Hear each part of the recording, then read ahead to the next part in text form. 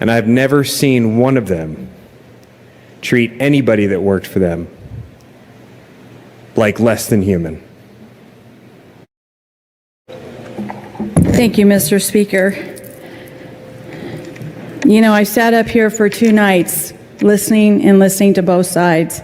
There's only one thing I can tell you that I agree with, and that is this is an end of an era where the voices of our agriculture workers will be heard, not ignored. An end of an era where they will have better working conditions, right? They'll be able to have breaks. They'll be treated like human beings. This is an end of an era.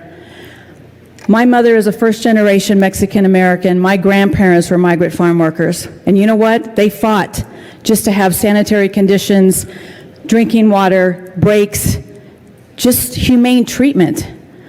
I just can't even believe the conversation we're having up here of how this is going to end an era, how this is really going to be bad for our farmers, our ranchers. We have yet to talk about our agriculture workers who are out there day in and day out suffering. You know, we heard stories in committee.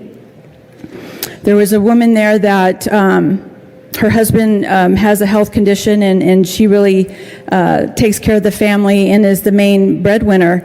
And we heard really actually some of the gruesome details as to the lack of fresh water, the breaks that she didn't get.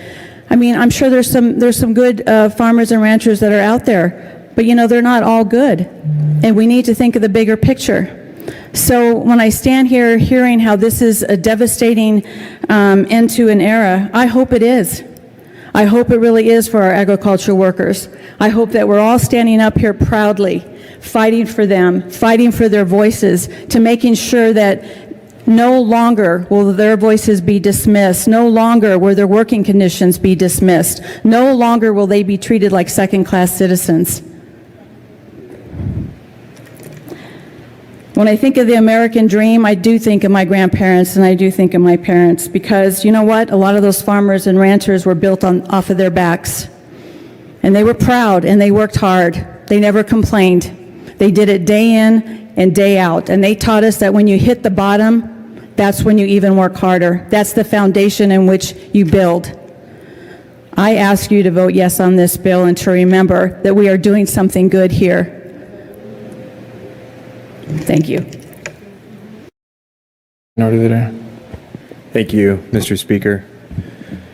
Members, I perked up at some of the last comments that were made, and I just wanted to come and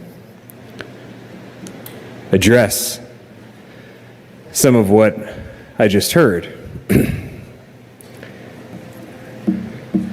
You see, I don't work in the ag industry. I know a lot of folks that do. And I've never seen one of them treat anybody that worked for them like less than human.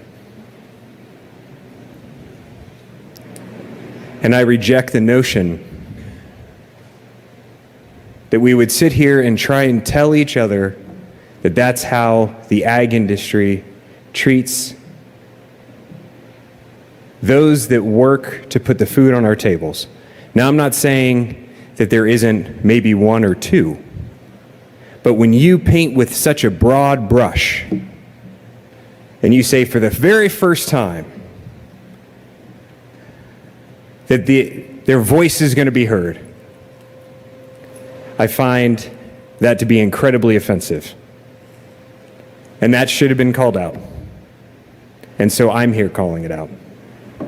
I urge a no on this Senate bill.